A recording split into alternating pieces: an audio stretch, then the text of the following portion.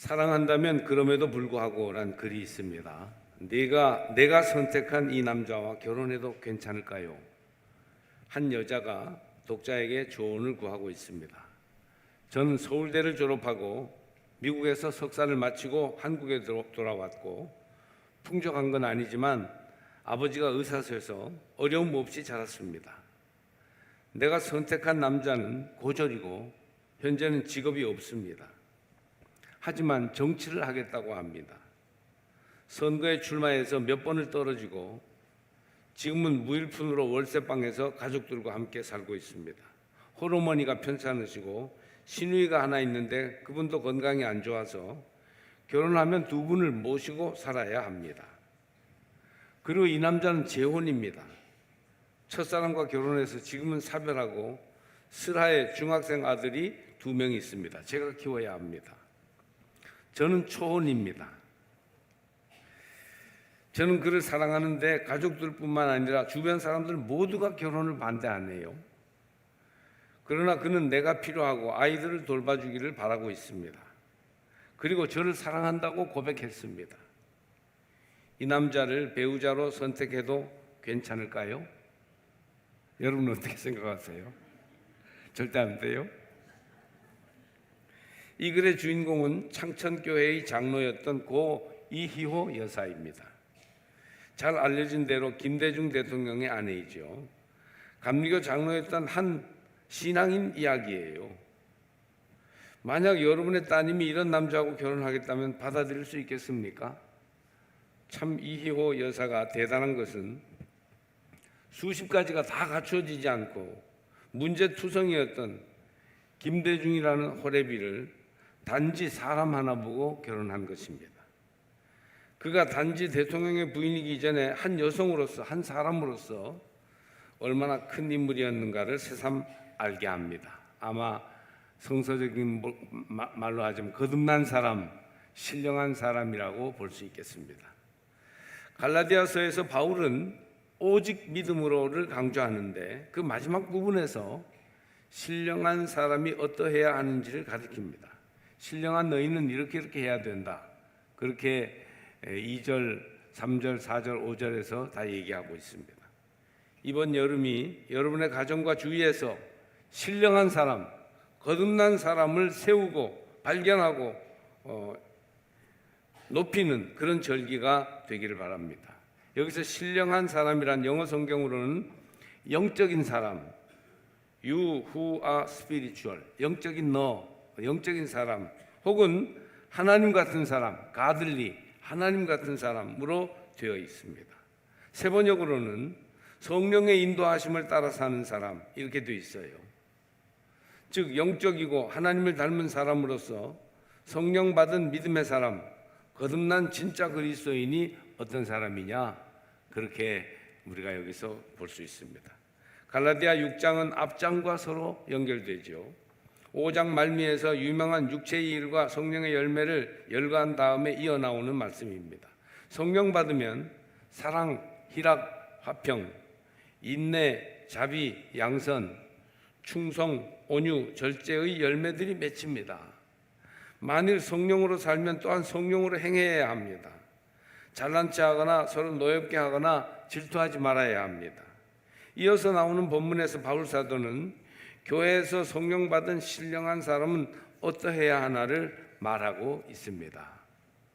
우리 교회가 좋은 교회 되기 원하시죠? 예, 세상을 복되게 하는 복의 통로가 바로 우리 교회였으면 좋겠다. 여러분 그런 생각하고 계시죠? 그러면 이 말씀을 잘 들어야 합니다. 특히 요즘처럼 시대적으로 교회가 힘들어져 있을 때 부흥의 열매들이 잘 맺히지 않고 영적 피곤과 지루함에 빠져 있을 때 신령한 사람들, 성령 받은 사람들은 어떻게 행동해야 합니까? 개인의 믿음도 깊어지고 풍성해질 때가 있는가 하면 메마르고 넘어질 때가 있습니다. 이 말씀은 신령한 사람들은 어떻게 해야 하는지를 가르쳐 줍니다. 형제들아, 사람이 만일 무슨 범죄한 일이 드러나거든 신령한 너희는 이렇게 행하라는 말씀을 하고 있는 것입니다. 신령한 너희, 영적인 너희, 하나님 닮은 너희는 이렇게 해야 된다. 그런 말씀이죠. 지난 주간에 신천지 이단에서 모르는 누군가의 이름으로 편지를 보내왔어요. 가끔씩 그렇게 합니다. 뭐 여자 이름 누구를 썼는데 누군지 모르는 사람이에요. 신천지 이단은 세상을 향해 복음을 전하려고 하지 않고 자꾸 기성교회를 비판하고 고치거나 상처를 내려고 합니다. 예전에는 교회들은 무엇이 잘못되었는데 자기들은 이만희 총회장님의 품 안에서 믿음을 잘 지키며 살고 있다고 하거나, 아니면 신천지는 말세에 14만 4천 택함받은 성도들을 길러내고 있다고 자랑하듯 말하였습니다. 그렇게 잘하면, 문제되지 않게 잘하면 되지 왜 자꾸 교회를 공격하고 시비하는가 하는 것입니다. 그러더니 요즘은 부쩍 교회와 잘 지내고 싶다는 식으로 말하고 있습니다. 자기들도 인정해 달라는 것이죠. 요즘도 이단에 미혹되는 이들이 있어서 제가 이 문제를 조금 언급하고 지나가려고 합니다. 보이는 교회와 보이지 않는 교회가 있습니다. 보이지 않는 교회는 이상적 교회, 꿈꾸는 교회입니다. 현실에는 없지만 이상적인, 성경에서 말하는 그런 이상적 교회가 보이지 않는 교회예요. 그러나 이상에 있기 때문에 현실과는 거리가 있지요. 반면에 보이는 교회는 현실 속에 존재하는, 우리 교회 같은 이런 교회를 보이는 교회라고 합니다. 실제로 존재하는 교회들은 이상과 현실 사이에서 현실적 교회이다 보니까 문제도 많고 모순도 있습니다. 사람들은 보이지 않는 교회를 꿈꾸고 바라나 항상 현실에서 만나는 교회는 보이는 현실적 교회입니다. 그래서 교회관, 교회에 대한 이상적 모습, 보이지 않는 교회에 대한 꿈을 가진 사람들은 교회 사람들, 교회의 모든 현상들을 보면서 때로는 현타에 빠져서 현실 타임이 와서 이거 아닌데, 그런 회의에 빠질 수도 있어요. 어떤 때는 아주 부족하게 느껴지고 어떤 때는 조금 괜찮게 보이기도 하는 현실 속의 교회, 보이는 교회가 우리 앞에 있습니다. 20%에서 80% 사이에 그런 교회가 바로 현실에서 만나는 교회입니다. 그러나 중요한 것은 현실에 머물러 있지 않고 보이지 않는 교회 이상향을 향해서 꾸준히 자신을 고치며 전진하고 있는 교회가 되는 것입니다. 우리 삼척제일교회도 분명히 20%에서 80%에 속하는 문제도 많고 모순도 있는 그런 현실 교회 중에 하나입니다. 그러나 분명히 말할 수 있는 것은 말씀에 비추어 보이지 않는 이상적인 교회를 향하여 끊임없이 자신을 채찍질하여 나가는 교회가 바로 우리 교회라는 점입니다. 할렐루야. 그래서 보이지 않는 교회의 이상을 향해서 보이는 교회의 현실을 끊임없이 고치면서 바로잡으면서 그러면서 나아가는 교회, 그것이 바로 현실적 교회의 모습입니다. 우리 교회도 품고 있는 식구가 1천여 명에 가깝다 보니까 별일이 많아요. 어떤 이들은 자신을 돌아보지는 못하고 뒤에서 남을 비난하고 뒷담화를 일삼는 사람들이 있습니다.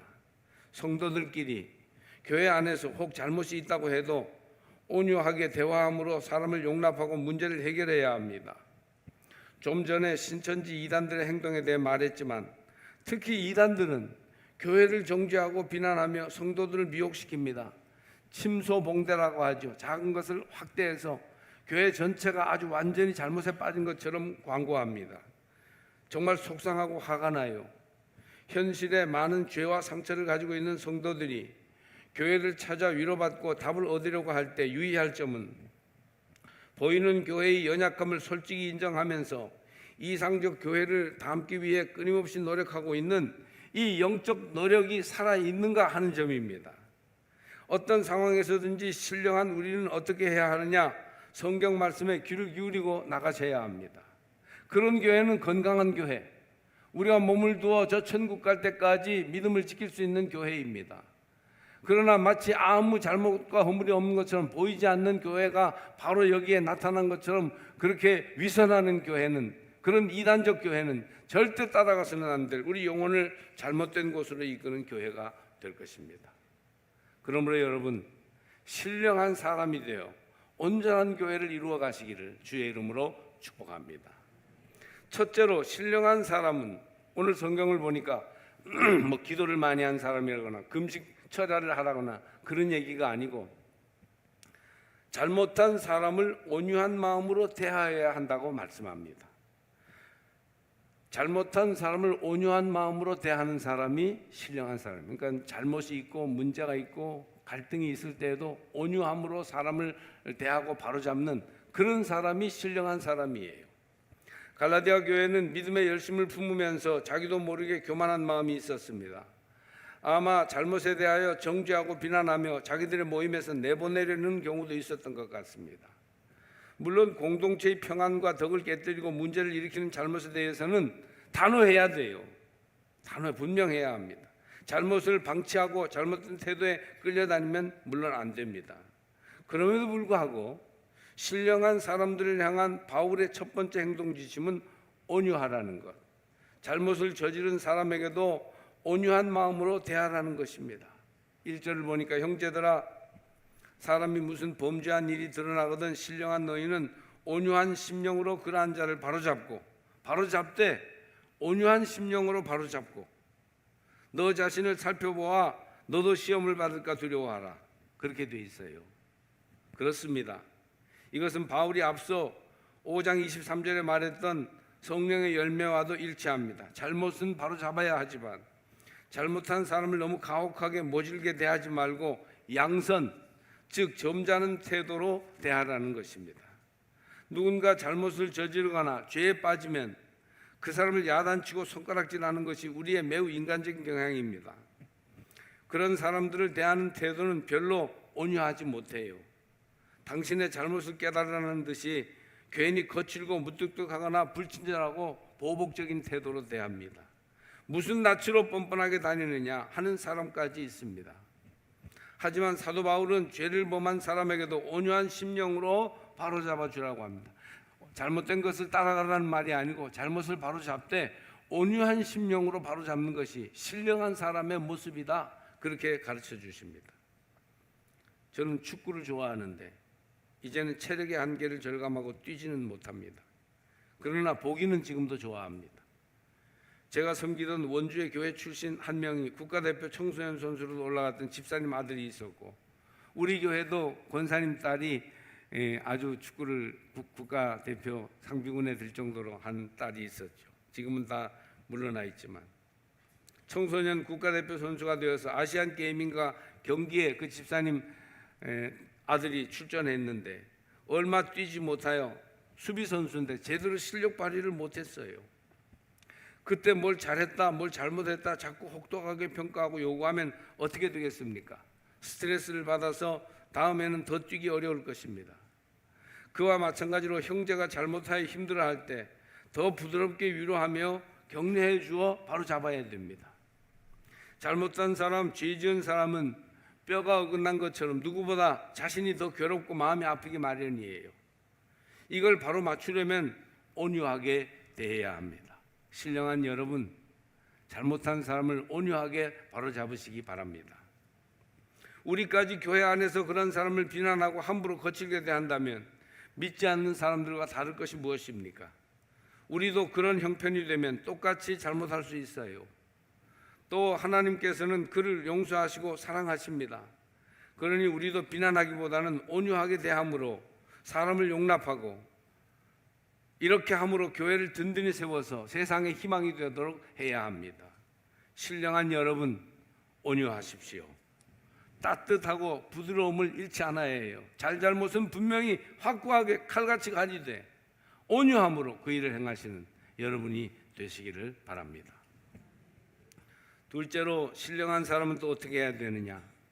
먼저 자신을 조심스럽게 살펴야 합니다. 남을 비난하고 욕하기보다 뭔가 잘못된 것이 보이면 나는 무슨 잘못이 없나 잘 살펴보셔야 해요. 너 자신을 살펴보아 너도 시험을 받을까 두려워하라. 돌아보면 분명히 내 잘못이 있어요. 이미 그리스도의 은혜로 죄사함을 받고 구원의 확신을 가지고 거듭났다고 해도 말과 행실의 잘못과 실수가 있을 수 있습니다. 일찍이 웨슬리가 적절히 지적하였듯이 유혹은 한 사람에게서 다른 사람에게로 손쉽고 신속하게 전해집니다. 저 사람이 잘못했다 하면 벌써 내게도 전해진 게 있어요. 우리 시대가 얼마나 죄악이 가득 차 있는지 구원받은 우리도 금방 넘어집니다. 특히 한 사람이 그 자신의 온전함을 보존하지 못한 채로 남을 치유하려고 섣불리 애쓸 때 더 죄가 침범할 수 있어요. 그러니 자기를 잘 돌아봐야 합니다. 우리가 남들에게 가혹한 비난과 영적 우월감을 가지고 함부로 행동하고 말할 때 우리도 그런 동일한 죄에 쉽게 빠질 수 있음을 감추려는 것일 수도 있습니다. 자기도 그러고 싶었는데 그러지 못했으니까 오히려 더 화를 내면서 남의 욕을 하는 경우는 없습니까? 돌이켜보면 한 5년 전 코로나 직전에 우리 교회에 죄에 미혹되는 일이 여럿 발생되어 깜짝 놀란 일이 있었습니다. 그때 유독히 남을 비난하는 사람들이 있었는데 결국 그들도 걸려 넘어져서 공동체에서 떠나버리고 말았습니다. 우리 모두는 비슷한 죄의 질병을 앓고 있어요. 그러므로 누가 누구를 정죄할 수 없습니다. 자신의 죄 없음과 의로움을 교만하게 뽐내는 것은 교회를 분열시키는 더 큰 죄일 수 있습니다. 신령한 사람은 먼저 자신을 조심스럽게 살펴야 합니다. 독일 아우슈비츠 수용소의 생존자였던 예이엘 디무르라는 유대인이 있었어요. 죽을 뻔했는데 순서에 못 미쳐 살아난 거죠. 이 사람은 1961년 예루살렘에서 히틀러 나치의 잔당들에 대한 전범 재판이 열렸을 때 히틀러의 참모였던 아돌프 아이히만이라고 아주 악명 높은 그 사람이 전범인 것을 증언할 사람으로 이제 선정돼서 나왔습니다.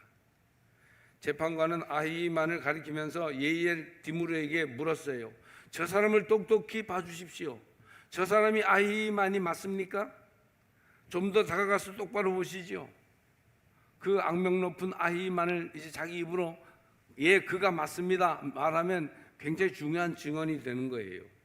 재판관의 요구에 예이엘이 한참 동안 아히만을 쳐다보다가 그만 그 자리에서 의식을 잃고 절도했습니다. 기절했어요. 재판정이 야단이 났겠죠. 그는 한참 후에야 정신을 차리고 깨어났습니다. 사람들이 깨어난 그에게 쓰러진 이유를 물었어요. 과거의 악몽이 되살아나서 절도하셨나요? 아닙니다.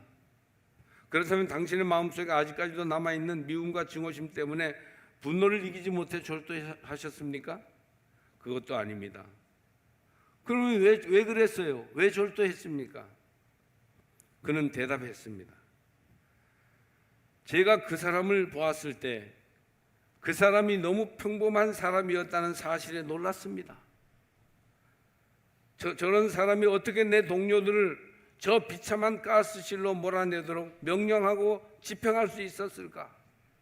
너무나 평범하고 보통 사람이었는데 저는 그 사실에 깜짝 놀랐습니다. 충격을 받았습니다. 그는 이어서 이렇게 말합니다. 저 자신도 아히만과 같은 사람이 될 수 있다는 사실에 놀랐습니다. 나도 아히만이 될 수 있다.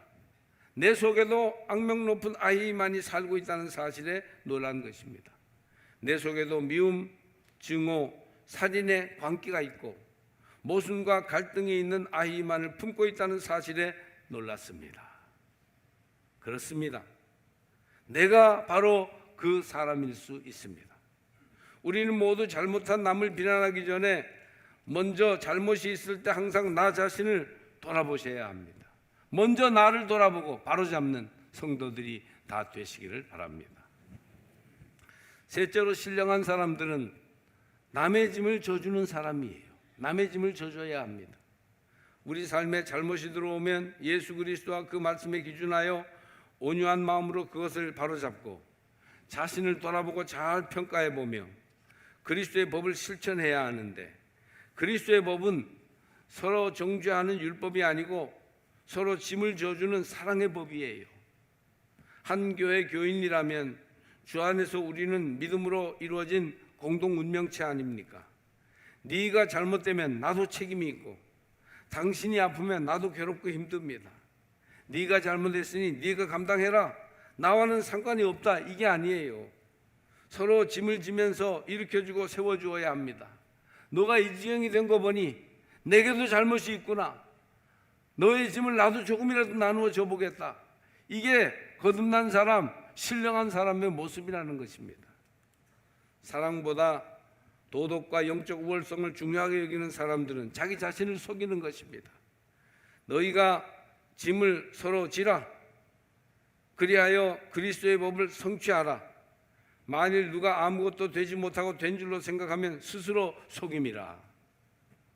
4절과 5절은 더욱 우리 자신을 돌아보고 죄와 잘못의 짐까지 나누어져야 함을 가르쳐 줍니다. 다른 번역으로 읽어보겠습니다. 4절, 잘한 일이 있다면 그것은 자기 혼자 자랑스럽게 생각할 일이지 남에게까지 자랑할 것은 못 됩니다.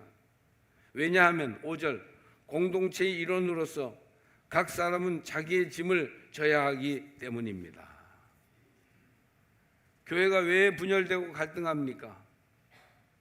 왜 교회에서 평안을 누리지 못하고 사람들이 위로받도록 교회에 왔다가 상처를 받고 떠나갑니까?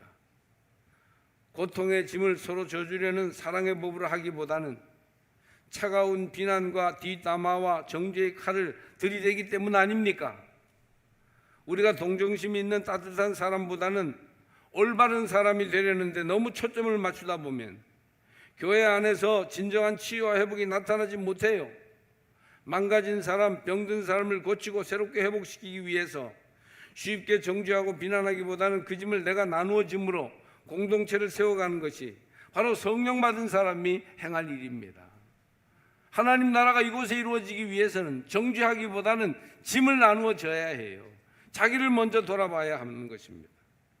교만하여 남을 비난하기보다는 오직 그리스도와 십자가만을 자랑하며 사랑의 짐을 져줘야 할 것입니다. 얼마 전까지 영국과 독일, 유럽의 아주 중심 두 나라는 두 명의 여인이 이끌어가는 나라였습니다. 유럽 연합 탈퇴, 즉 브렉시트라는 사태의 중심에 서 있던 영국 총리 테레시 메이와 유럽 연합의 중심국인 독일 총리로 16년간이나 재임했던 앙겔라 메르켈입니다. 둘 다 독실한 기독교인이에요. 메이는 보수주의자고 앙겔라 메르켈은 온건한 진보입니다.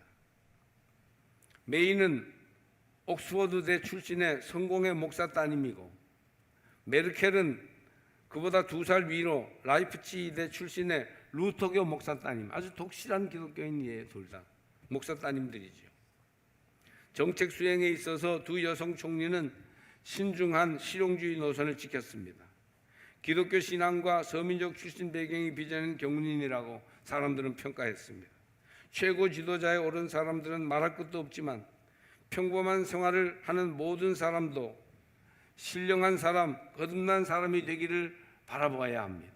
여러분, 신령한 사람이 되어 세상을 구하는 하나님의 일에 참여하는 성도가 되시기를 축복합니다. 신령한 사람이 교회에 많으면 교회는 하늘나라와 방불하여져서 교회를 들어오는 사람들이 하나님의 온기와 위로와 사랑을 느끼게 될 것입니다. 이 땅 위에 신령한 사람이 많으면 세상은 달라지고 변화되어 살만한 세상으로 바뀌게 될 것이고 죄가 사라지게 될 것입니다. 웨스트민스터 대성당 지하묘지에 있는 한 영국 성공회 주교의 무덤 앞에 이런 글이 적혀 있다고 해요. 내가 젊고 자유로워서 상상력의 한계가 없을 때 세상을 변화시키겠다는 꿈을 가졌었다. 좀 더 나이가 들고 지혜를 얻었을 때 나는 세상이 변하지 않으리라는 걸 알았다.